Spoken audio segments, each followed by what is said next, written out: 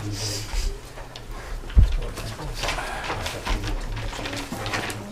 that? No, she's miles away. Hi Tom. Hello.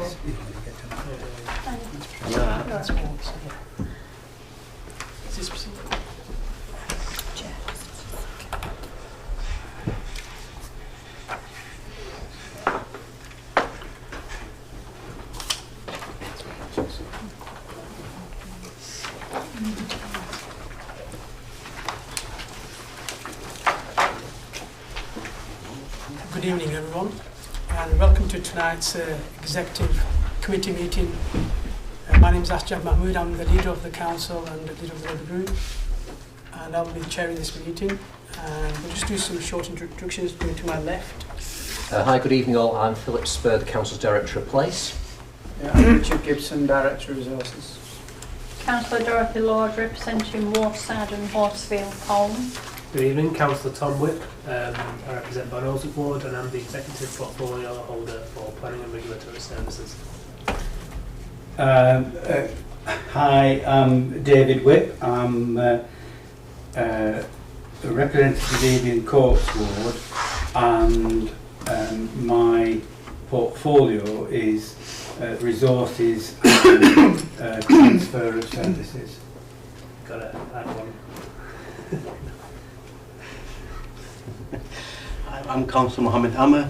I represent Northfield Ward and I'm portfolio holder for housing, health and well-being. Councillor Hanif, representing Byfield and Reedley. The best place, yeah. Portfolio holder for leisure. Stop smiling, you. Hi, Neil Watson, Assistant Director for Planning, Building Control. Good evening, Jessica Robinson, Committee Administrator. Evening everyone, I'm Emma Barker, I'm the Legal Services Manager and I'll be the Legal Advisor to the Committee. Chair, I forgot to say I'm the portfolio holder for community safety. Thank you. The first item on the agenda is declaration of interest.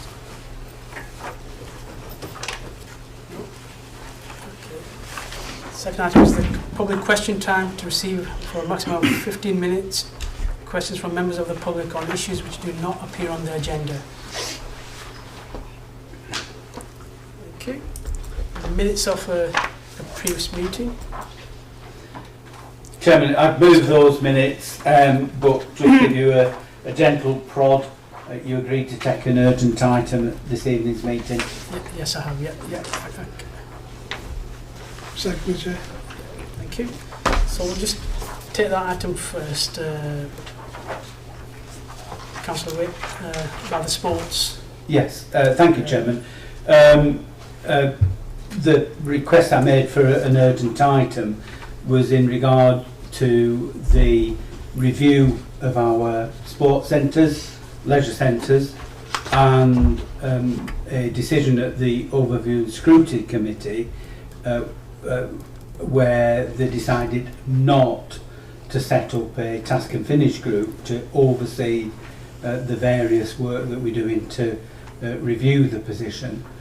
And the reason for considering it as an urgent matter is that the decision of the council previously, the executive previously, was to review the position within the period of 3 months, and for that work to be led by Overview and Scrutiny. And if we're going to accomplish the timetable, we need to put things in place to ensure that that review is carried out in a timely fashion. So, speaking to the item, Mr. Chairman, the executive decided previously that we would seek to keep 3 sports centre, leisure centres in each of the townships that we have, one serving West Craven, one Colne, and one at Nelson and this end of the borough. And we set a series of things to look at in order to try and make them affordable, because at the moment the cost of the leisure centres is prohibited, so we need to make them more affordable and sustainable, both in a financial and in an environmental sense. In order that the understanding of all these issues was as broad as possible across the council, we asked Overview and Scrutiny to oversee that work, so that the knowledge and the information wasn't solely within the executive, but the wider membership across the council be there in an all-party fashion in order to have a consensus, hopefully, at the end of the process as to the way forward. Now, we've had various things happen in the last few weeks. In resigning from the audit committee, at least one Conservative councillor said that one of the reasons for doing that was that they didn't agree with keeping 3 centres open. I paraphrase, but the decision not to close one of them meant that the council was in a precarious financial position. I mean, we are in a precarious financial position. However, there was a clear hint there that at least one Conservative councillor didn't agree with keeping all 3 open, and then at the Overview and Scrutiny side, at the first meeting where the Task and Finish group was due to be set up, there weren't any Conservative councillors came, and it wasn't quorate, and they weren't able to set up the Task and Finish group. At the second meeting to set up the Task and Finish group, all the Conservatives turned up and had a majority in the meeting and stopped the Task and Finish group being set up. So this will not stop the work. It might limit the knowledge that goes across the wider authority, but that work still needs to be done.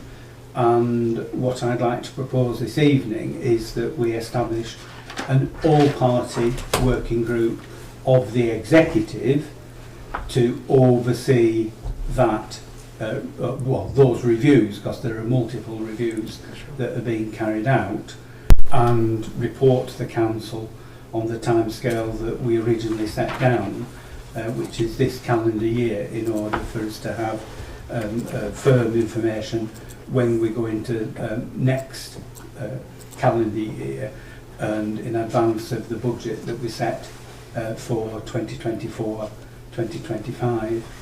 So that's what I'm going to propose, Chairman. I do hope that the Conservatives would participate in that working group. I note their stated position on this, and the fact that previously they had briefed a previous set of consultants that they wanted to come down to 1 or 2 sports centres. We haven't accepted that, but I do hope that there is that participation and engagement by councillors across the political spectrum in order to ensure that we have input from all sides on the decisions that this council are taking. So I would move, Chairman, and just to make a suggestion that we have membership of 333, and that to be drawn from both executive members and non-executive members of the council. Thank you, Councillor. Seconder? I'll second the chair. Thank you. I'll say, okay. Councillor Ash. Thank you, Chairman. I think there's a bit of disingenuousness about, or misunderstanding perhaps, of what happened at Overview and Scrutiny. I don't sit on that committee, but I was an observer of that evening. So just to put a little bit more sort of clarity around what happened. The overview and scrutiny decided on two levels, well, two reasons not to proceed with a task and finish group on the leisure centres. Firstly, because they decided that, well, they felt that it was up to the overview and scrutiny group to set their own agenda and not to be told by executive the things that they should be investigating or scrutinising. So that was the first part. The second part of the reason not to progress with that was because they felt that the decision had already been made to keep the leisure centres open, and so that the what do you call them, the consultants, I couldn't think of the word, sorry, were actually going to do a better job of scrutinising the future of the leisure centres than the task and finish group could do. So that's why it didn't progress. Now, Mr. Spur was present in that meeting, so I'm sure he can tell you a little bit more about that as well. And I believe, and correct me if I'm wrong, that the group decided that it could come back once the consultants had made their comments and decisions, or advice being given, so it could come back at that point. But we felt that it wasn't the right time, basically, to set up a task and finish group from overview and scrutiny. Now, I understand and partially agree that a working group of this committee is probably more appropriate because it oversees the work being done rather than scrutinising the work of the executive. So I'm not necessarily against that, but I think that the work of scrutiny needs to be understood properly, really, rather than as a part of the council, rather than being told what to do by the executive. Councillor Zee. Yeah, I think it's fair to say the council's financial position isn't great. I think we accept that across the board. Having said that, I think what really matters is the decisions that are being taken by the administration in terms of making an attempt to balance the books. And some of the decisions which have taken place by the administration since May don't seem to suggest that there is a genuine attempt at trying to deal with the financial position this council is in.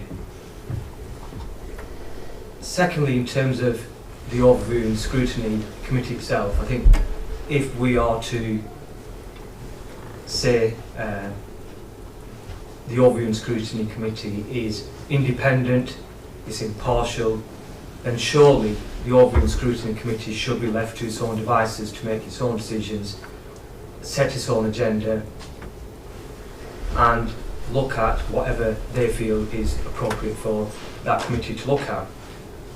What has been happening is we have the executive instructing and telling them, that was one of the words that we used at pre-meeting, we will tell the overview and scrutiny committee that they will look at this.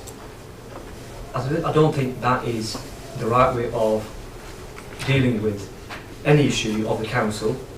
The purpose of the overview and scrutiny committee is to work, or try to work, impartially and independently from the administration itself. One of the main things I think should happen, and we have said this previously, is the chairman of the committee should be from the opposition groups. What's happened is we've got the Labour Lib Dem administration and the overview and scrutiny committee, which should be scrutinising the work of the executive and the council, being led by part of a member from the administration. So it's like, as one of the councillors said at previous meetings, like doing your homework and marking it yourself. And that's the reason why I feel the overview and scrutiny committee lacks credibility. If we're serious about scrutinising the policies and decisions of the council and which direction this council is going to go in, there has to be some sort of genuine scrutiny. Councillor Whip referred to the overview and scrutiny committee not being quorate at one of the meetings. I think it's totally unfair to put the blame at the table of the Conservative group. We've got, between Labour and Lib Dems, a majority on the council, and if the Labour and Lib Dem councillors themselves, who are running the council, if they were all present, that meeting would have been quorate. To try and put that blame now on our group, I think is totally unfair. And I think one of the reasons specifically about the leisure centres, I think what has to happen there is there is a problem which I agree with Councillor Whip that I think we all have to be sensible, we all have to work together to try and deal with this issue, which has been rumbling on for many, many years. This hasn't just happened this year or last year. It's been an ongoing issue for several years, and it's been used as a political football, irrespective of who's been running the council. I think that's been the real shame. And if we're not careful, what will happen is we will lose one of the leisure facilities altogether, and then who's going to suffer? It's going to be the public. And I think the point the members from the Conservative Group on the Overview and Scrutiny Committee that was being made was, look, the Overview and Scrutiny Committee should keep an open mind as to all the options. All the options have to be on the table. Whereas what happened was at the previous, one of the first meetings, the administration made a firm commitment to keep all 3 leisure centres open. No problem with that whatsoever, but surely that should have been left to the Overview and Scrutiny Committee to look at all the facts, look at all the information before then, look at the consultants' reports, and then come to a balanced view. Whereas what's happened is the council has made a decision and said to the Overview and Scrutiny Committee, these are your boundaries. And I think we've done it the wrong way around. And that's the point I think that was being made by the council. I wasn't there personally, but I know Ash was. That was the point being made by members from our group at the meeting. Thank you. Thank you. That's fine. Councillor David Whip. Well, I think Councillor Tom indicated before me. If I may, Chairman, if I can just respond at the end. Yeah, sure. Thank you, Chair. I think Councillor Ahmed and Councillor Sutcliffe are misunderstanding the role that the Overview and Scrutiny Committee plays. We're all part of the council. We're all one decision-making body, and this was a decision of the council, not the administration, not the executive, the council. And I think that the way that we go about figuring out the solutions to this problem is as a council, and that is including the Overview and Scrutiny Committee taking part in that process. And I think it is appropriate for them to oversee something like this, being the Oversight and Scrutiny Committee. I think if the Conservative Party has the best interests of the borough in the leisure services we provide, they should be getting a grip on this and helping find a solution. That's clearly not the case. We mentioned political football. Well, they've been the goalkeeper, caught it with both hands and threw it back into the field. This was an opportunity to have that task and finish group to find some answers and to figure out how we're going to get out of this. Chair, I think a working group is the right way forward now. We haven't been left with any more options really. I think there will be a way to figure this out.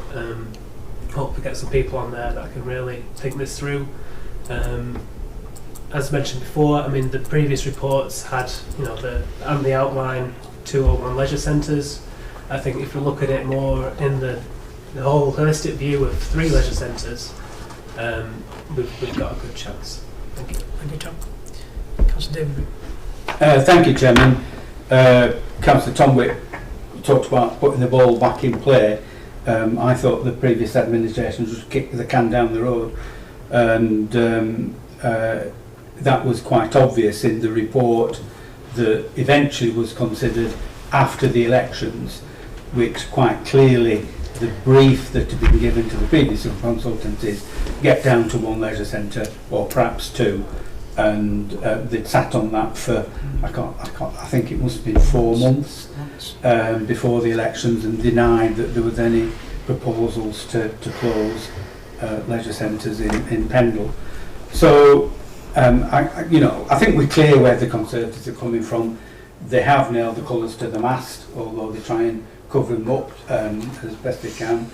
They do want to close leisure centres, and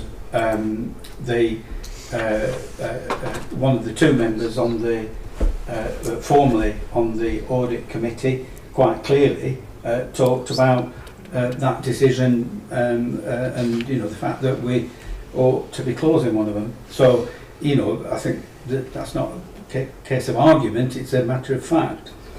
In terms of overview and scrutiny and the wider discussion about the role of overview and scrutiny, I think that it is quite clear that that is a body that can help with policy development.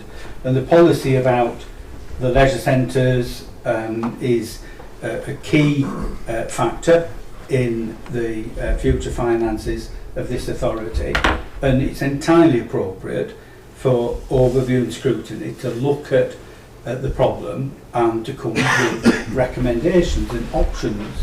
And for the Conservatives to argue that, oh no, it's not appropriate, it's just like, you know, they don't want to, they're washing their hands of anything that comes out of this, and after brushing the issue under the carpet during their administration, are wanting to, in their eyes, lay the blame for anything that happens at the door of this administration. Well, we'll see about that. On the chairmanship, it's entirely up to the council, who is appointed as chairs, and it has been past practice on this authority for both members of the administration and members of the opposition to take positions in terms of overview and scrutiny. But the reality is that the situation we set up this time round was that there was a triumvirate at the head of overview and scrutiny, with the chair and two vice chairs being that central caucus, as it was, one from each of the groups on the council. So the Conservatives have every input into that leading role at ONS, as the other groups do too. And Mr. Chairman, we raise this as an urgent item because we need to get on with this work. We are not prepared, as the previous administration was, to kick the can down the road and leave a problem for future councillors to deal with in future councils after the next elections. We want to try and find ways in which we can take things forward, have sustainable centres, have ones that are affordable and aren't costing the earth in terms of CO2 emissions. So let us get on with that work. Let us look forward to the Conservatives playing a full part in that, and hope that at the end of that process we can come forward with some proposals and options that are acceptable to the whole council and acceptable to the future sustainability of this council in every which way that we look at it. Thank you, Councillor Whip. Yeah, I mean, hopefully this detailed work, which is going to be evidence-based, we will try to make it affordable and sustainable, and that's the aim, and to retain all the 3 leisure centres open to provide that service for the local people. Councillor Ahmed, but briefly, very brief. I think Councillor Whip was missing the point in terms of the overview and scrutiny. I don't think I'm saying it or anybody else saying that the Overview and Scrutiny Committee hasn't got the right to scrutinise whatever they wish, and it's quite right that looking at the leisure facilities, no problem with that. The point I was making was it should be totally independent from the administration. Okay. You should have members, fine, we've always had members from all the groups, but the chairman of that committee should be from the opposition group. Okay. So we have a recommendation, moved and seconded. All those in favour? Okay, that's carried. So next item is the strategic monitoring report.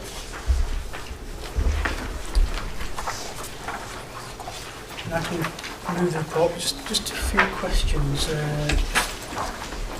on the working day loss due to sickness and absence. How we generally tackling, it's on page 3, and because still below target, so below target in that sense. What one's trying to do is just to achieve improvements, or a set pattern, or is there any help we can provide? I know there's lots of help going on with mental health and generally from HR, if there's anything else we can do as a committee to help and support. Do you want me to? Well, I can attempt to answer it, and then Philip might have some comments. So, I mean, the council's got a number of things it tries to do. We obviously use Liberator HR and work very hard with colleagues to support the staff, especially there's different types of staff for different areas. We do a lot on free physio to try and get staff back to work. We had a good session with Liberator and Heads of Service the other week on workforce development, where there was a lot of talk on how we can support staff. With the carrot, but also with a stick in terms of the staff that aren't coming to work for whatever reason. So we're working hard with colleagues to get staff back in work and to reinforce the message with staff that they need to come in and just try and make that to work where we can. Thank you. That's brilliant. Yeah, I think I'd add very, very briefly, Chair, that it's perhaps a management cliche, but it's also very, very true. Staff are our most important asset and our most important resource. So I know within the senior management team, but also the wider management cohort and colleagues, we're very, very keen to do all we can to support our colleagues. As Richard mentioned, there are various assistance programmes in place. First and foremost, it's about keeping people in work in the first place, valuing their input and the work that they actually do. And as a management team, we're very, very keen on doing that. If people unfortunately do go off sick, there are various programs to get them back in place. The fact that we monitor these data is important as well. So I think we're doing everything we reasonably do at the moment, Chair. Well, thank you for that detail. Just one other question is about on page 4 again. I think this is more like Liberator with customer telephone customer services. First item. Again, is there what else can we do to improve that? Or are we doing to improve that? So the Liberator position is kind of tied up with the wider contractual position, so which I can't really comment too much on that. But we're looking to get the performance framework back in place, and then one thing we're looking very hard is at the call times and the non-call rates. I mean, it is a little bit not moving with the times, so when we do review the performance framework, we do need to look at other ways of interacting with the customers, but it is a key factor that we will be looking at later. Okay. That's brilliant. Thank you for that. Councillor David. Thank you, Chairman. The appendix that we've got is only showing the ones where there's poor performance, because that's what we've asked for. These are just the ones that we need to be looking at because they're red or amber. But all the green ones are not before us tonight. But I want to ask about development management. When we took over as an administration, we were on the cusp of, I don't know what the technical term is, but we were on the cusp of being designated as an authority that was failing to process planning applications in a timely fashion, making decisions on them. And I wonder if either the portfolio holder or Mr Watson can tell us what the current position is in terms of planning application decision making and its timeliness, and are we still on that list of authorities that could have the planning inspectorate stepping in to make decisions on our behalf because we're failing? I think that was the case under the previous administration. I think under the current administration, they have a Liberal shared administration, things have improved significantly, and it's going in the right direction, and I'm sure that will be confirmed by the portfolio holder. Thank you, Chair. No, delighted to report that, planning team, kudos to them, they've done an excellent job getting those figures back up. We are fully in the clear now. We've had a couple of good quarters that have brought that poor score back up into good, and we've had a letter from the Secretary of Housing who said that we're no longer on the list for designation. Brilliant news. I think it was in the 96% kind of. Last 4 quarters we've had 100% with majors, and the last 2 quarters were. The last quarter was 95% with other applications, and the quarter before was 90%. 7, and we've gone up from the designated position, which was 69%, which is below 70%, to 78%, and if we go on next month, I think we'll be into the 80s. So it's been largely due to more stable staff, and we were able to employ a validation officer last November, and that's really helped us. That's brilliant. Thanking you and your team. Thank you, Chair. Councillor. Yeah, I just want to echo the same words that you just used there, Chair. I think it's important, and the officer mentioned stability, and I think that's also a factor that clearly is down to the administration in terms of making sure that the right levels of support are in the right places. So it's good to see, and I just want to second and echo the remarks that Councillor Whip has made as well. I think ultimately without the officers trying to better those figures, we'd be looking at a lot more reds. So yeah, I'd echo those same views as well. Thank you. Councillor Ahmed. Yeah, I think it's a bit more complicated than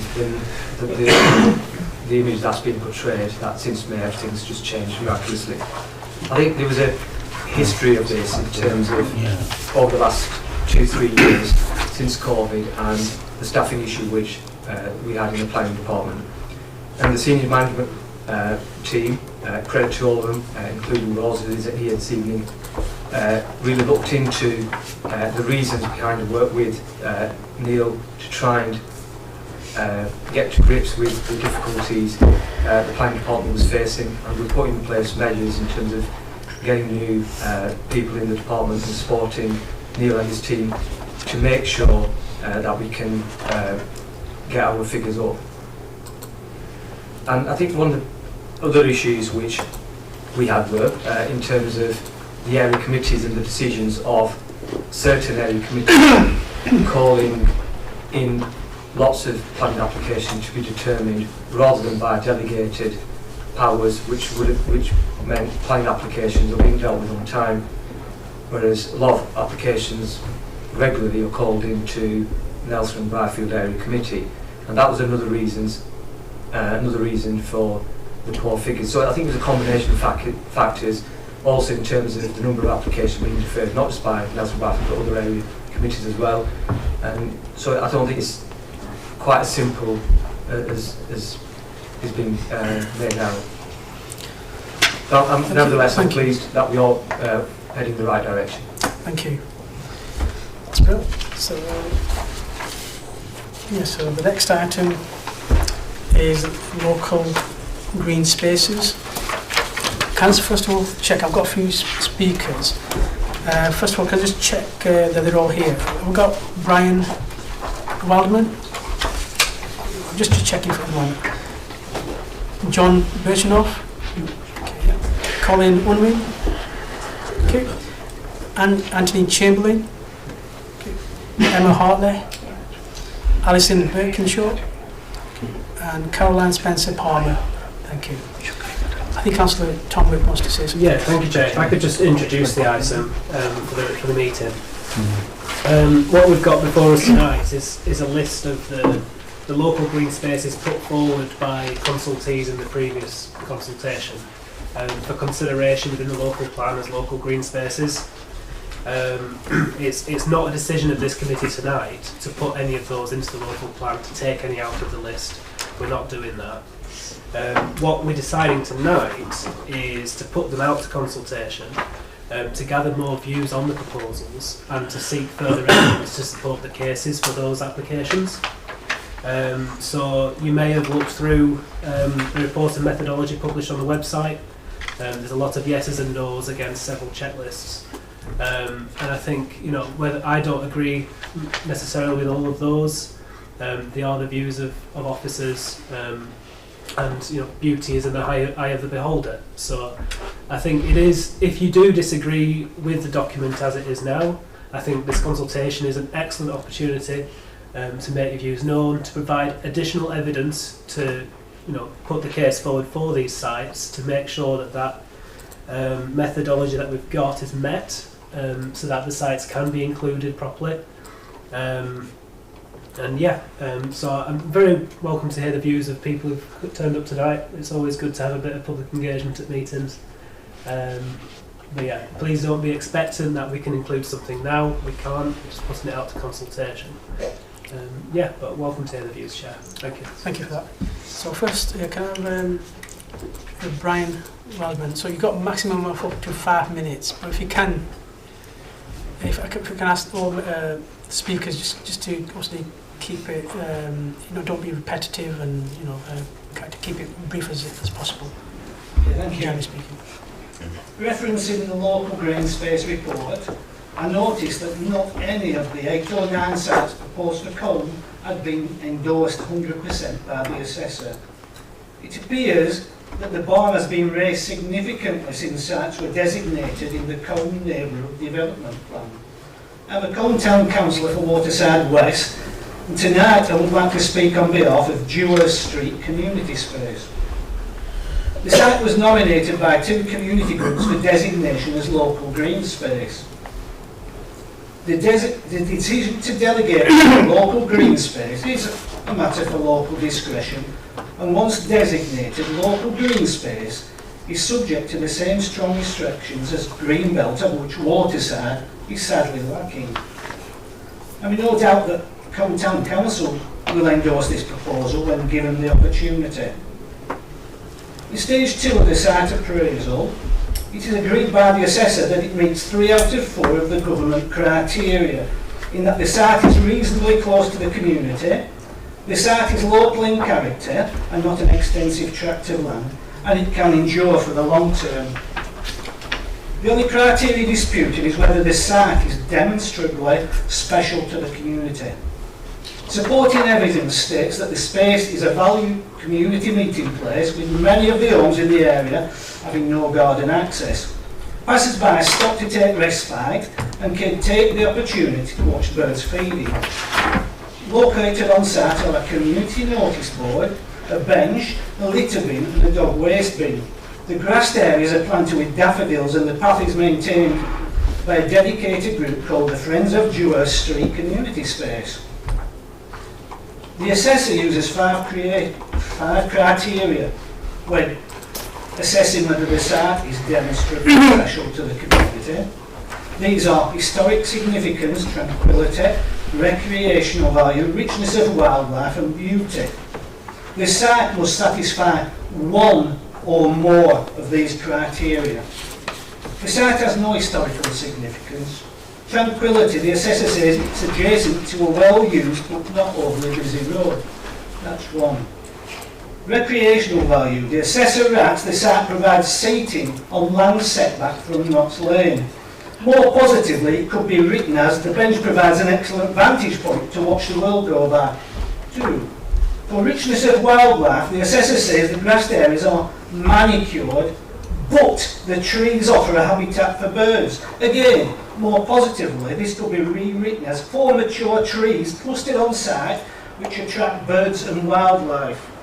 If the manicured grass is not to the assessor's liking, some areas could simply be transformed into wildflower garden beds. As for the site, that's 3. As for the site, beauty, the assessor states the site is well maintained. The Growing Together Community Environmental Award was presented to the Friends of Dewars Street Community Space jointly by Waterside Neighbourhood Action Group and Colne in Bloom in 2022, and not Colne Town Council, as stated in the report. What the assessor has failed to state is that when a person sits on the bench, it provides an excellent vantage point at Pendle Hill, Blacker Tower and Colne Town Hall Tower Clock.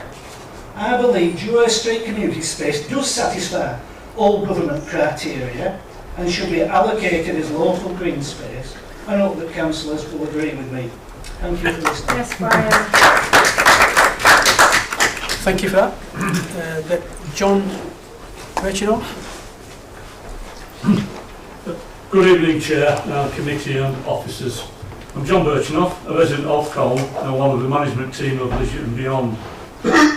Thank you for the opportunity to speak this evening, and I will be brief, and to show my general support for the Pendle Burr Local Green Space report.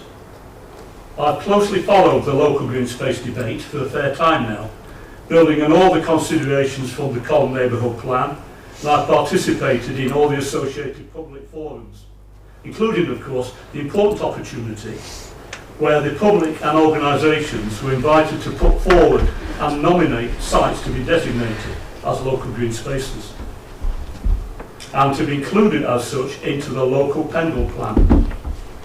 As I understand, the report which is here tonight has been given careful consideration to all these inputs. It's taken them into account. It's applied the National Planning Policy Framework, planning rules and guidance, and at length commented accordingly, leading to the officer's concluding recommendation, which was to approve and allow publication. This will eventually progress to the Pendle Local Plan itself. And this Pendle Local Plan is something we all support, as it gives some control to us rather than developers who pick and choose where they like. So please show support to this report and allow it to move in a timely manner to its next phase. And that, of course, is the 4 weeks public consultation period, when there will be further opportunity for interested parties and individuals to make comment. And finally, one small but important factual addition. I know about this, and that's in the final box regarding the Upper Rough report reference LP4 DM12 25. That should state that the recent planning application, which is mentioned, but it should go on to state that the recent planning application was refused on multiple grounds, and hence the Upper Rough can be designated as a local green space as per the guidance from the Col Neighbourhood Plan Examiner. Please approve. Thank you. Thank you, John. I've got Mr. Colin Unwin. I've got 2 sites to talk about, just as briefly as I can. So I'll just go from one to the other very quickly. South Valley Fields, the general location of it is to the southwest of Colne, the northwest slope of Tum Hill between Lenches and Gibb Hill. The northern boundary is defined by the Knox Mount estate, to the south by a woodland plantation, which is the former Knox Lane landfill site, to the east by a hedge and stream. Since 1995, this area, much of former amenity land, has been lost to Knox Mount development. This new estate has brought hundreds of additional households and hopefully now is approaching completion. These fields have been used as an open space by residents for over a century. The World Health Emergency has underlined just how special and important this community that these fields are. Throughout the pandemic, South Valley Fields have been invaluable for the health and well-being of residents. The area is heavily used for dog-walking and recreation. The area has a multitude of paths, clearly visible from across the valley and on Google Earth. The fields are also enjoyed by the wider community. For example, during this actual site assessment, the 2 assessors were passed by a sizable walking group who had come across from Melton en route to Whitehollow. During winter snow, the sloping areas on site are an excellent place for sledging and have been enjoyed by generations of children as a sledging site from right across Waterside. The area is highly visible from Colne and therefore has commanding views of the area across to Pendle Hill. From both fields, the site is adjacent and connected to footpaths over to Gibb Hill, Lenches and Castercliff. This makes it a popular route for walkers, and it is adjacent to the former restored Knox Lane landfill site, which is now registered woodland. 2 footpaths cross the site, and there's an improved footpath which was there to replace a planned bridleway which was never built. Most of the site enjoys panoramic views to the north, and there are excellent views to Pendle Hill, Barraford and to Colne. South Valley Fields are used from early morning, particularly by dog walkers, joggers and families, right through until the evening. These fields have been used as an open green space for over a century, despite being privately owned. In 1977, the Children's Silver Jubilee Sports Day took place here on the lower slopes. It is a traditional place to collect holly for Christmas decorations, and many mature examples of holly grow here. This is because it was part of the historical area known as Rolling Hollins, and this name can be seen on old maps and means Holly Woods. It is a name that can be found in street names on the new Persimmon estate, following a crest to this group. There have been some specimens of old hawthorn on the southern boundary, and a good time to see that is in May. South Valley Fields is a hunting ground for barn owls, tawny owls, and residents regularly hear tawny owl calls, and currently there are 4 pairs in the area. Barn owls can be observed hunting in the area in the half-light of dawn. There is a barn owl trust specification nest box located at Notts Farm which adjoins these fields. Other raptors are also observed. Buzzards have become observed more regularly, and the resident sparrowhawk is regularly seen. These fields are wet in nature and have been assessed by DEFRA as high and medium risk for groundwater. These conditions have created a habitat ideal for snipe, which has reflected this in the DEFRA targeted area for snipe. The site also adjoins a targeted area for ground nesting birds, including curlew and lapwing. This is a landscape-based recreational area. The proximity to the community and the views outwards will not change. There is a grazing licence in place. Occasionally grazing of livestock has had a conservational benefit to local wildlife. Members of the local community regularly pick this area if there is any dirt left behind. South Valley Fields is also a site of a prehistoric ring enclosure. The location is marked on Google Maps and it is known to historic England and is the location. Mr. Woodman, can you start to summarise, please? In 2013 by LiDAR saying. To be fair and balanced, I must mention that it says in the assessment that this site is for sale. It has been constantly for sale since 1990, and during this time it has had planning applications withdrawn, then refused and refused on appeal. It has one of the lowest viability scores in Pendle, and the site has no access. It's sat on an extensive coal deposit and a historical mine site. It is very close to a deep excavation landfill site and is also prominent in the landscape. Therefore, it would not be any loss. Thank you, Mr. Owenry. Yeah. Can you just a few words to just like to finish off? Can I just briefly talk about US Street now? No, I think just in fairness, I think there's other speakers as well, so I've got to bring other people in. I think Mr. Unwin was going to originally speak on 2 items, obviously speaking twice, but I think the advice was that he puts it all into one. It's the same item. But you can have another minute just to summarise, because I've got to bear in mind that I've got all the speakers as well. US Street, green space, the top of the Knots Lane. It's many of the terrace houses close to the area have no garden access, and it serves as a local community garden. For some of the older residents who are no longer able to consider a steeper or longer walk, the area serves as a valuable meeting place for the community, and it's essential to combat loneliness and maintain well-being. This is a well-used social space and serves as a village green, bringing together residents from across the community. Parents of preschool children often use this space, and it is easy to access as an open community space. Recently, this year, the group of people that look after it, the Friends of US Green Space, who have a Twitter page if you want to have a look at it, they were having a maintenance day, and 4 bikepackers stopped who were cycling across Britain and took part in a maintenance session. So in this way, this small place has a big reach beyond the boundaries of Colne. There's also all the facilities that you'd expect, like a notice board, and it is on Route 68 of the National Cycle Network. We have worked this year with the Friends of Townley Hall to plant daffodils and tulips, as we have done for the past 3 years. And I strongly recommend that this area is protected as a local green space.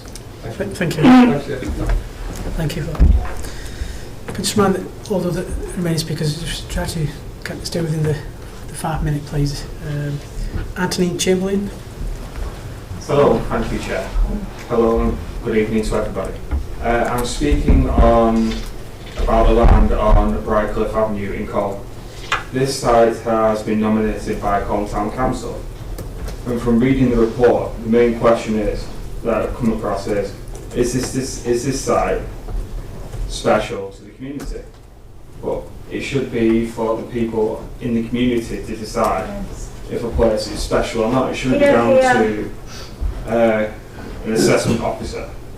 This site, it meets recreational value, it meets tranquility, and it meets richness in wildlife. The only issue is historical significance and beauty. But who are there to decide what's beautiful or not. We've lost too many green spaces in Col. One recently was the back of Slater Avenue. I grew up around Slater Avenue. I played on that. I know many other children who played on that. And children in urban areas shouldn't be deprived green spaces to use. Thank you. Thank you for that. Emma Hartley. Well, thank you for letting me speak. And I know Tom's already made it clear that nothing's going to change tonight. My personal opinion is I think that's ridiculous. And even though I have got a lot of respect for Neil and the officers in the planning department, I know they have a difficult job, I disagree that these assessments are in line with the laws and rules in the NPPF. I'm here to speak for Lenchers, which I think everybody would know that's what I'm here for. Residents have been campaigning to protect this site for over 25 years, and I've been involved since February 2021, when the late Tony Greaves helped us to get an area TPO on the trees and suggested we try and get it added to the Cone Neighbourhood Plan as a protected green space. We've been trying and trying and trying ever since to get some protection for this important piece of land. Now this area is in the top 10% for depredation, according to the IMD. Friends of the Earth class Waterside as one of the unlucky ones in terms of access to green space. Other areas across Colne have been given huge swathes of land which is protected by multiple designations as greenbelt, nature reserves and local green space, whilst Waterside once again has been ignored and none of our nominated green spaces have been chosen. Let's just remind ourselves what the NPPF says about local green space designation. It's a way to provide special protection against development for green areas of particular importance to local communities. And of course within that there are various criteria, and we believe that Lenchers meets them all. The assessment by the planning department claims that Lenchers is not demonstrably special.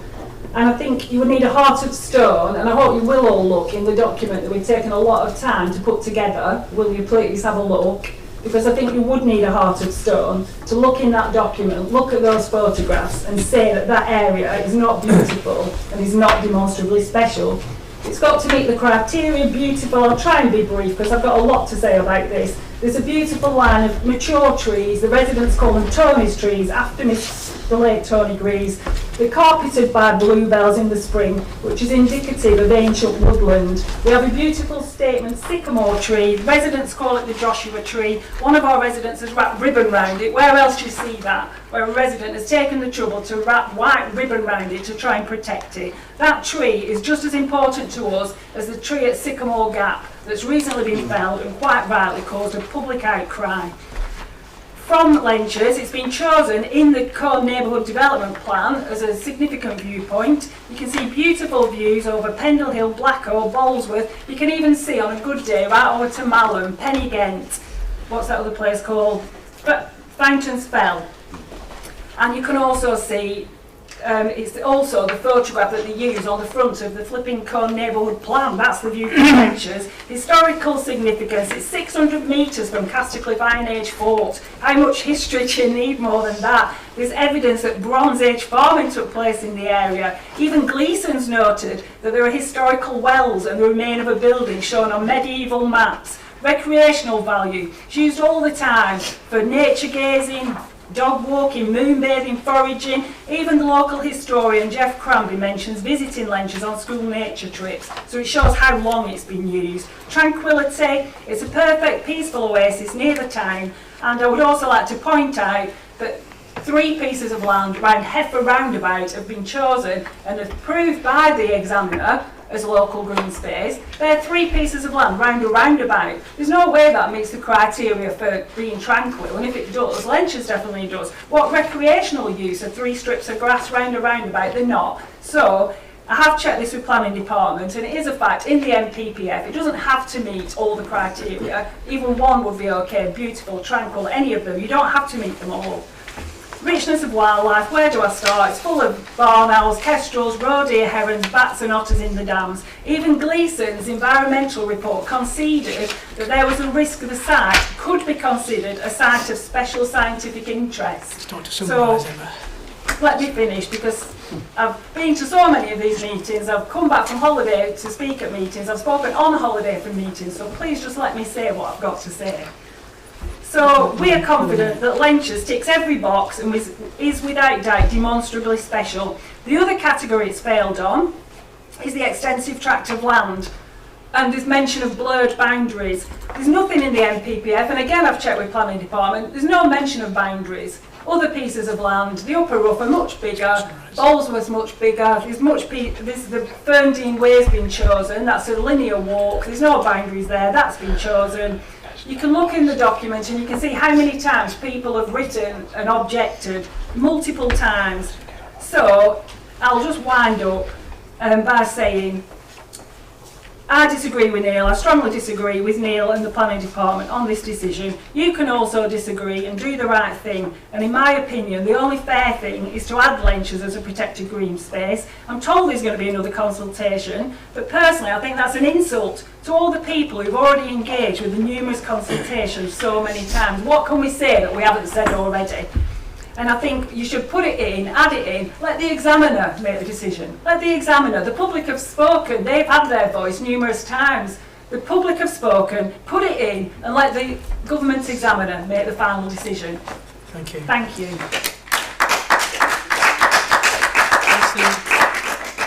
Alison Birkinshaw. Okay, thank you very much. I'm Alison Birkinshaw, and like everybody here, I think, I believe that local people should have a voice for the protection of their green spaces, because it's so crucial to mental health and physical health and keeping our communities together in these very difficult times. So I want to take a brief moment to endorse the Upper Rough as meeting all the requirements of a local green space. I don't need to say, you know how special the site is to all who live nearby and those that travel. And we're so pleased with the findings of the review. It's important that we recognise the long-standing habitat of the red-listed curlew, the lapwing, the bats and other wildlife. We too have our own local resident barn owl.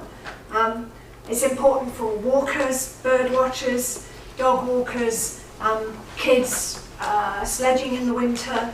It's crucially important that the footpaths network right across our beautiful countryside. If we lose the green space, we lose that network. It is beautiful, it's beautiful especially in the spring and summer, and it links to the conservation area and the history that goes before it. Local people are confident that not only could the attributes endure, they could also be enhanced.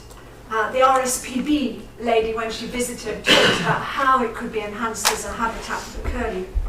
And I'm sure local volunteers would assist in making the Rough a long-serving attribute for future generations to enjoy in whatever way is possible. So please just support the local people of Cong by including the Upper Rough as a local green space. Thank you. Thank you. Caroline Spencer-Palmer. Hello, thank you very much for the opportunity to speak to you. I'm also speaking about Lenchers. When I moved to Colne in 1988, I wanted to live near Lenchers, and I remember Dr. Turner saying to me, when I said I was buying a house on Lenchers Road, he said, not a very good area. And I said, it's wonderful. Lenchers is fantastic. You know, I can't understand how the planning department can't see it as demonstrably special. I mean, it is beautiful. As Emma's already said, there's quite a large area, particularly for Pendle, of native deciduous woodlands with native bluebells. It's absolutely fantastic in the spring. It's beautiful in the summer. There's wild honeysuckle growing along the hedge along Lenchers Road. It's beautiful in the autumn because of the horse chestnut trees, the conkers. Kids go there collecting conkers. And it's fantastic in winter because the slopes are great for sledging. As a family, we've used it many times for blackberrying, conquering, boating on the dams, which we probably shouldn't have done or shouldn't admit to. It's a great area. It's a fantastic area. And it's used recreationally by so many people. I met a couple of people, and unfortunately I'm not very fit at present, so I haven't managed to get up onto the land very much recently. But last summer, I met people who live on Norway House on Albert Road, who said they have such a wonderful view of Lenches and they love going up there with their dog. Lots of people in Combe use it. So I think it certainly hits the beauty spot. It does have historical significance because it's so close to Castercliff Hill Fort. And there's of course the Castercliff Way, which goes up from Waterside Beck up to Castercliff Fort. Loads of recreational value, as Emma's already said, and as other areas have. Lots. There's a whole sort of network of footpaths that can be seen on Google Earth and that Lancashire County Council have accepted as footpaths. The wildlife is amazingly rich. We've said deer, barn owls, herons, buzzards, kestrels. I've seen weasels there. Did I say hares already? I've seen hares there. And fantastic flora. There was a carpet of early purple orchids this summer. I mean, it's a really special area, and I cannot understand. I can't believe that the planners actually spent any time there. It just doesn't make sense to me. Okay, and it is boundaried. I mean, Lenches Road and Knots Lane boundaries. So I can't understand why it doesn't seem to be a boundaried area. Does it have to have a boundary, Caroline? No. It doesn't have to have a boundary. Anyway, even if it did, it's got them. Exactly. Exactly. And I feel passionate about it. I've been really, I was involved in trying to preserve Lenches since 1998. This was when we actually produced this in 1999. And it's got the list of the wildlife that was present then. The water bailiff that used to look after the lodges said there were, he'd seen great crested newts there. He said there were freshwater oysters that are the size of dinner plates. And they're actually very rare. So there's a huge variety in a small area, an amazing variety of habitats and wildlife. And I'm just passionate about it and want you to really, really protect this place, not just for me, but for everyone in Combe. The views are fantastic of it from the town centre and from it of Combe and of Blacko and Kendal. It's fantastic. It's got scrubland, it's got woodland, it's got meadow, it's got water, old hedges. Please, please, protect it. For the sake of everybody. That's brilliant. Thank you very much. Thank you for that. I had an email yesterday from local resident Samantha Ward. She was requesting that land at Carhall Road, Barrowford, I think it's a reference LGS/LP4/DM12/014, that this be designated as a green space in the local plan as well. Obviously this is a consultation at this stage, we're not including or removing kind of sites, but she talks on, goes on to talk in quite detail about the open green space, the positive contribution that this site makes. It's in conservation area, talks about the wildlife, and I can forward that email to Neil Watson, that may be taken into consideration. So, and I'll happily second what Tom's moved, as part of this this report. Councillor David Whibb. Did you want to speak? I didn't indicate, I don't think. I haven't actually moved it yet, Chair. All right. Yeah, I'd just like to thank the speakers very much. Can I just say, I know I'm not allowed for to, coming but just tonight. one sentence, one thing. Honestly, it's relevant to all of it. Just 2 I'm going minutes. to say it anyway. The campaign to protect rural England. Sorry, Emma. You've recently published Emma, research which says, Emma, put simply, the with all poorer respect. you are, the less likely you are to Emma, have with your all green respect. spaces With all protected. respect. That's what's happening here. Forest areas are not having their green spaces protected. I think that's appalling. This is a consultation. Well, I'm just giving them Thank you, Chair. I'm very sorry you can't come back in now. Yeah, I'd just like to thank you all very much for coming. We have listened to what you've heard. We have heard what you've said tonight. I would like to move that we put the green spaces put forward to us out to consultation to be included in the local plan.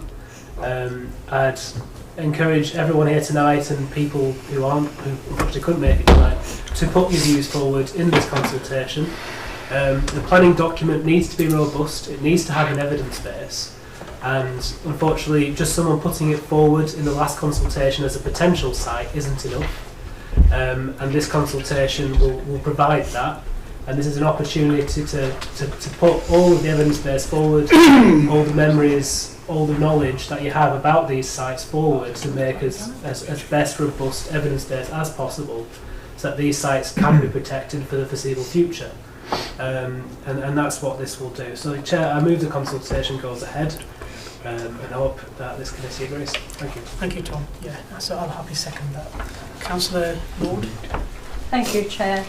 I'd just like to say thank you to everybody that's attended this meeting and spoken very passionately, as they always do.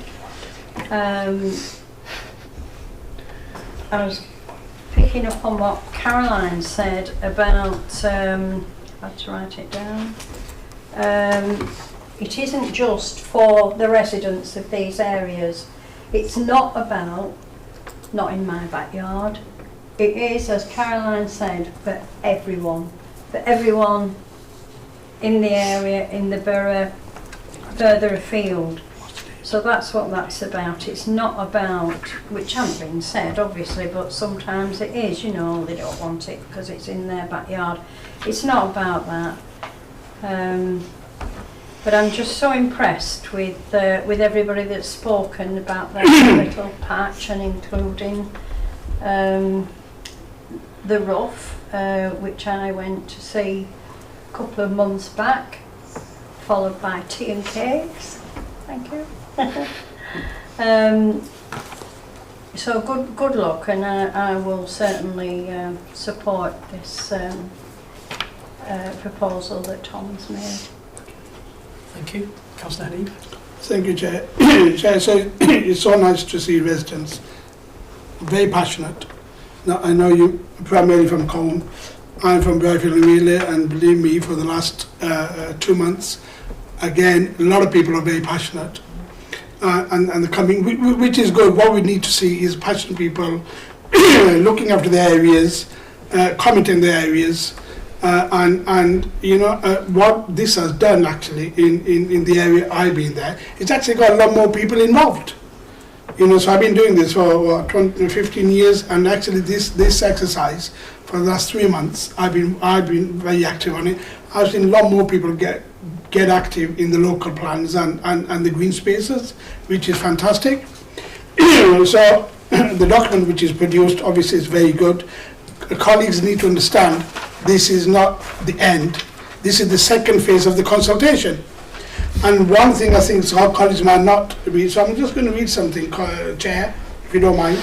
The purpose of this consultation now is to enable residents and landowners to see which sites have been nominated in the local green space, give them the opportunity to comment on the council's assessment of each of the sites, okay?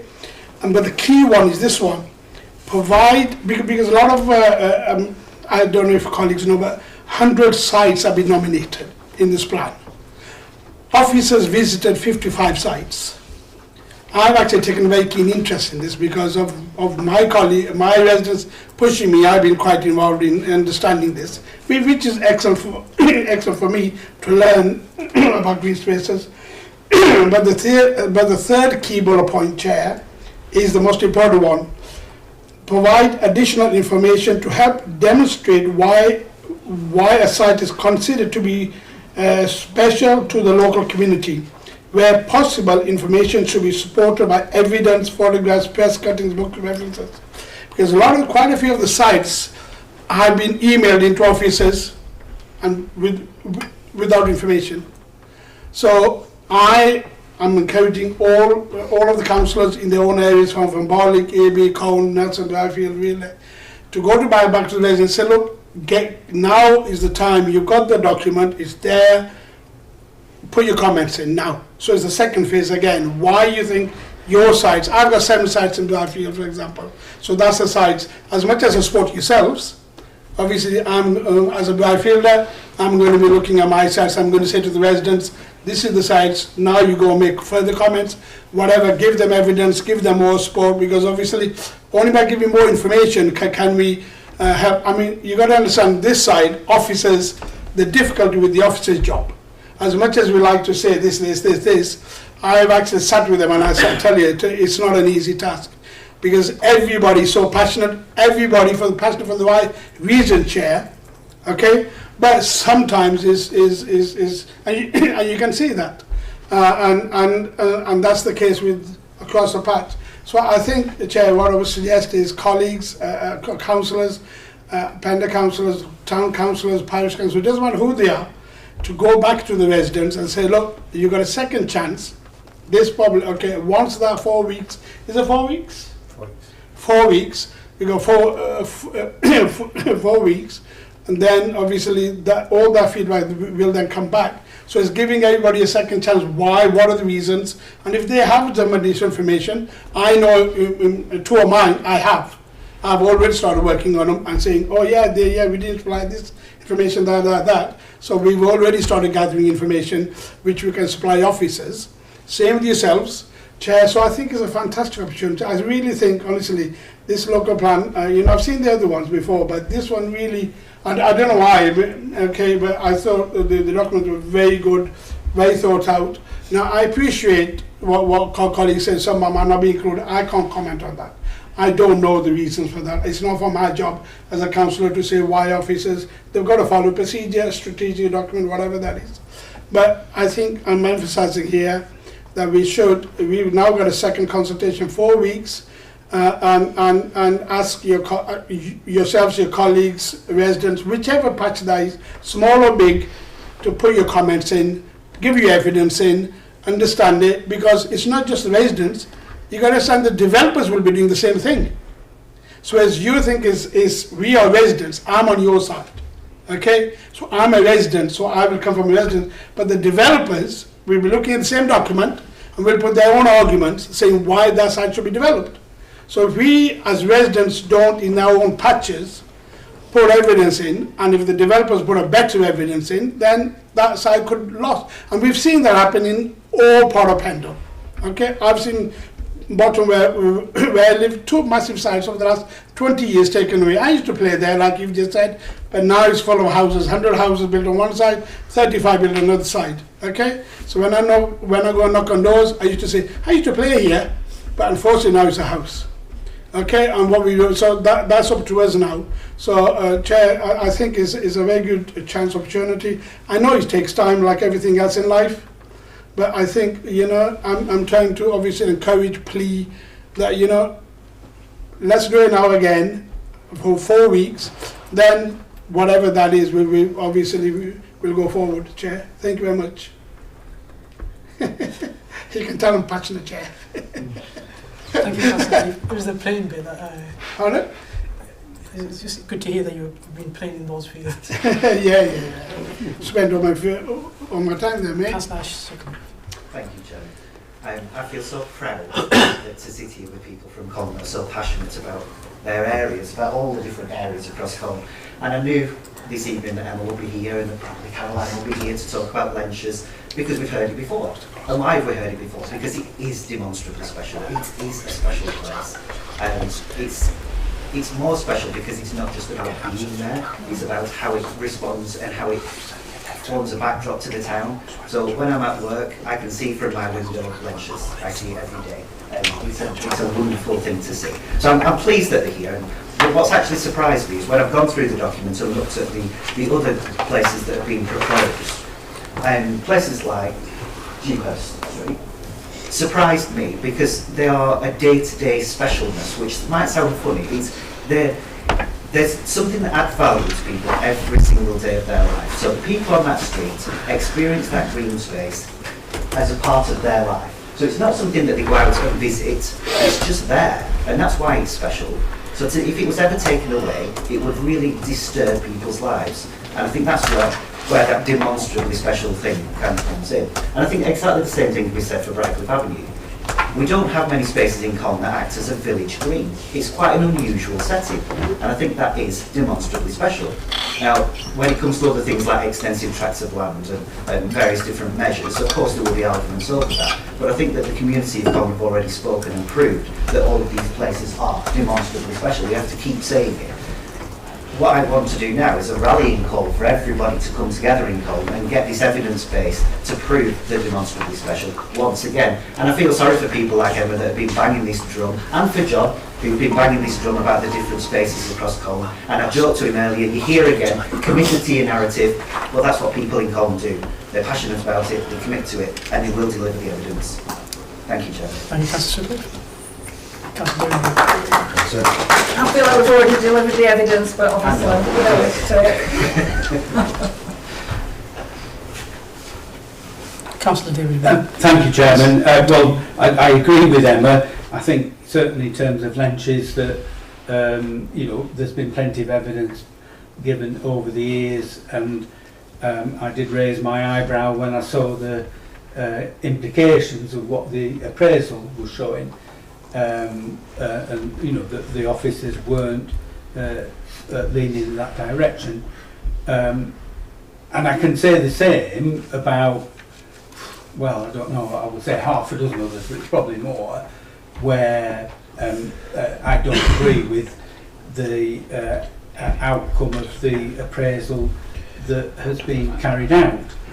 But tonight is not the night when those decisions are taken, and I'm content that people can present or represent the evidence and bring that forward, and then when the local green spaces are considered following the further round of consultation, that we'll have a comprehensive appreciation of what the evidence is and how those spaces are valued.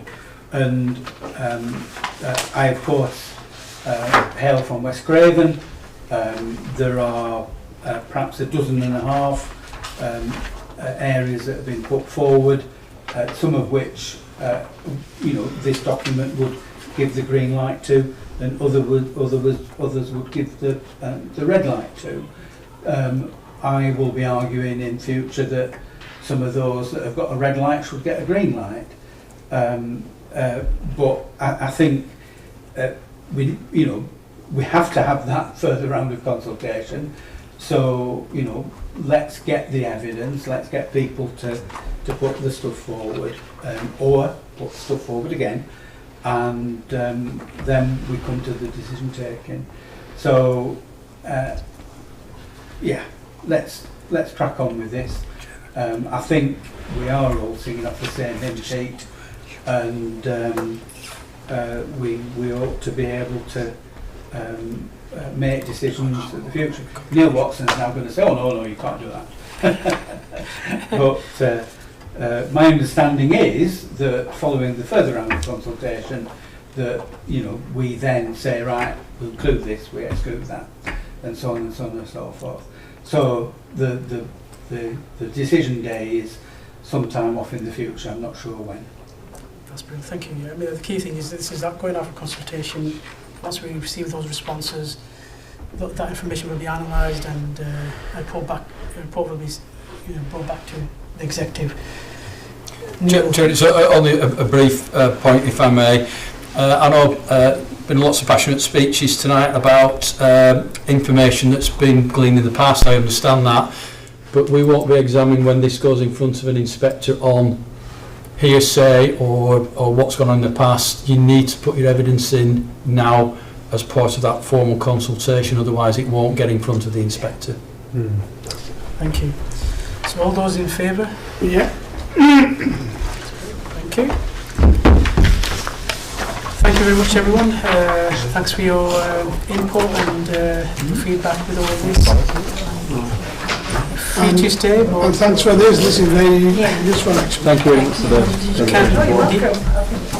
You can leave at this stage if you want to. Just thinking about the carbon footprint of the colour photocopy. So the irony is the carbon footprint of the colour photocopy. You wanted evidence? Give it your evidence. I'm sure it doesn't. It saves that one tree. Yeah, I'm going to say I'm sure it doesn't outweigh. We'll grow some more trees. Give my love to say.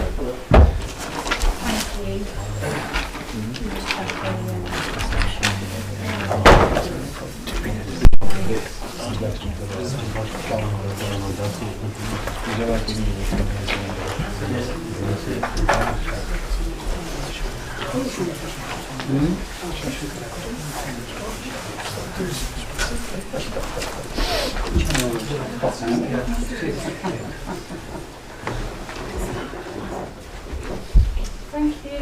Thank you. Thank you. Bye. Okay, so the next item is REPA, the Regulation of Investigatory Powers Act 2000. Can I move the recommendation, Chairman? Yeah, I'll please second it. All those in favour? Yeah. Okay, brilliant. The next item is the proposed increase in hackney carriage fares. We'll move it. Move it? Yeah. We'll move it, Chair. I'll second that. Second that.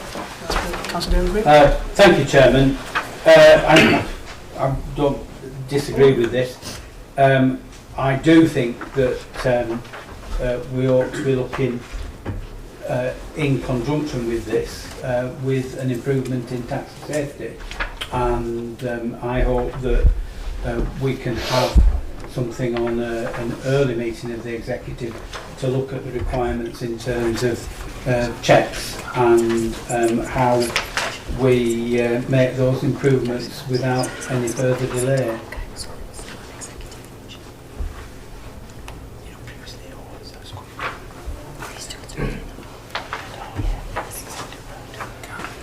Sorry, Tom, I didn't realise that was yours. My apologies. Just click now, it comes into you, doesn't it? It comes under. My apologies. You just wanted to get the story out that you used to play on the field. That's what it was. Yeah, that's fine.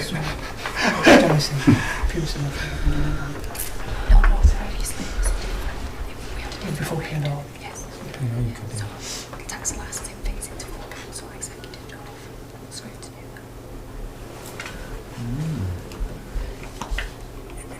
Yeah, I've just been advised, even though I think historically, since I've been a councillor, the old taxi licensing, that kind of has always come to the previous executive and then the P&R for the last 5 years. But I've been advised that that is not an executive function, it's the council function. It's in statute that it is leads from the tax licensing committee and that feeds into full council, not the exec. So it will come before full council. So, Policy and Resources isn't an executive arrangement, so it could come to Policy and Resources, but because there's an executive function, it's specifically precluded, except for fees. Fees come, which is it's just an anomaly in the law. Yeah. Yeah. No, just from my point of view, historically though, since I've been a councillor, it's always come to the executive, and even prior to say the P&R system 5 years ago, the previous exec has always come to the executive, but I say that's the advice I've been given. So okay. So that's moved and seconded. All those in favour? Sorry, Councillor. Yeah. Nadeem. I think this is sensible. The Hackney carriage fares. I think they've been the same fare since 2008, and it is about time they were increased, and it's at the request of the trade itself. I understand that there has to be a consultation with the public. My question is, if it goes out to public and lots of residents come back and say, well, don't increase the fees, obviously it's going to be ultimately to the council. It will be the executive who makes the decision.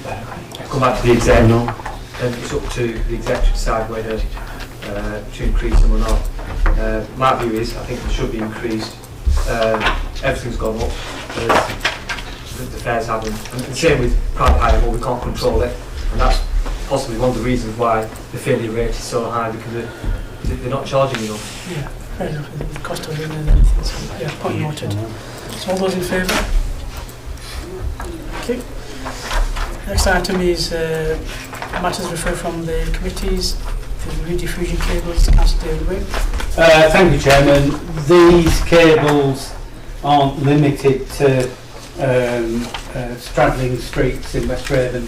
There's one in Barrowford over the main road there, over Gisborne Road, and they are in an increasingly decrepit state and pose a risk to the public.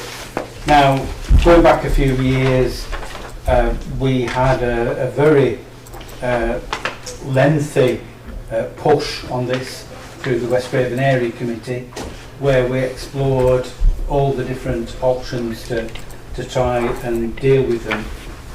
Essentially, we got the answer that's in this report tonight, that it's up to the people whose buildings the cables are attached to.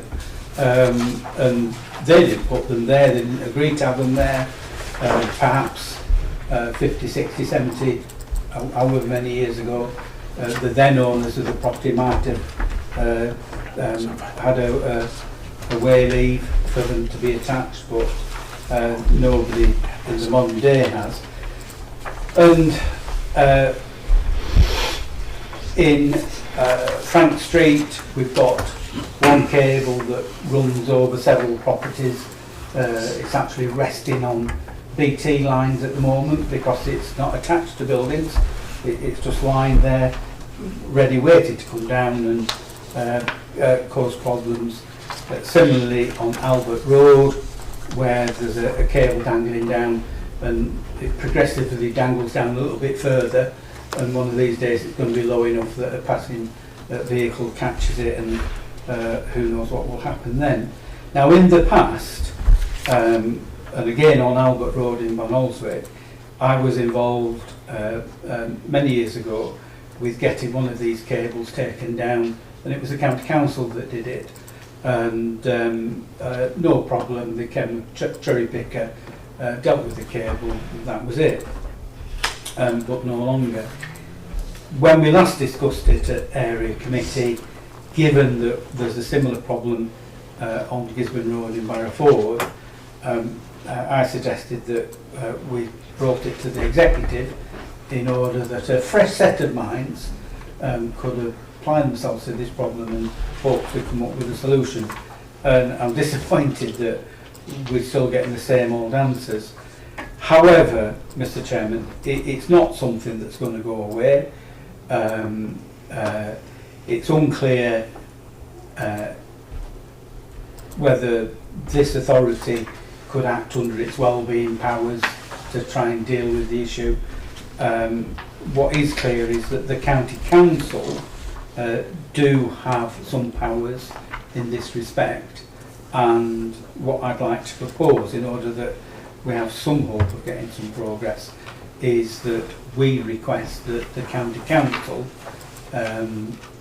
take action to remove the risk to highway users in the 3 locations that I've specified. So Frank Street, Bonalswick, Albert Road, Bonalswick, and Gisborne Road at Barrowford, and let's see what they come back with.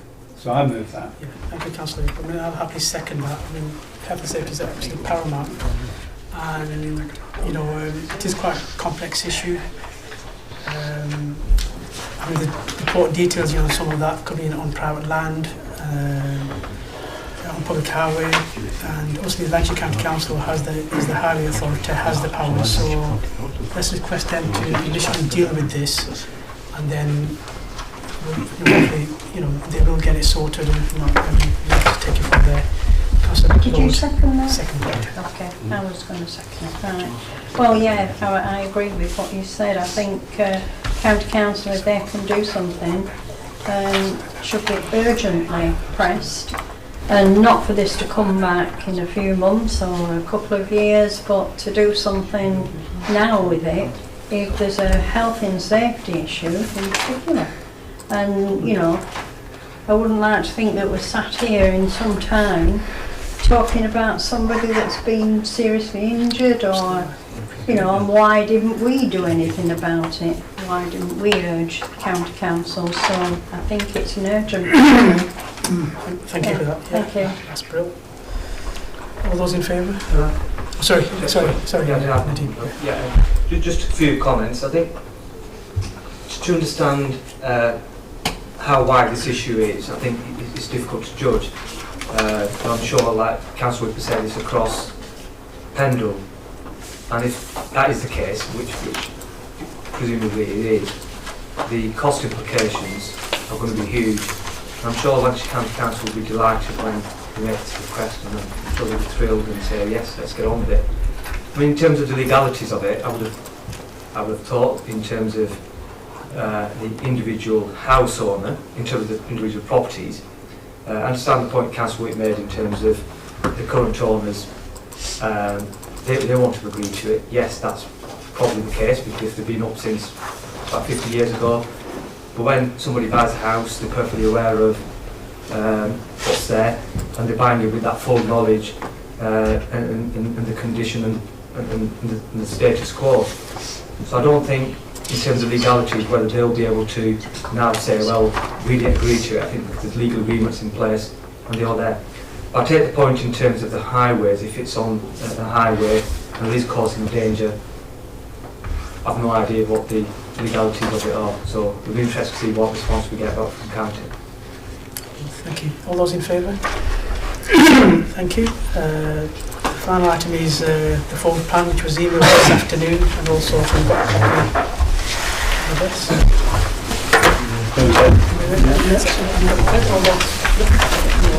Okay, thank you very much, everyone.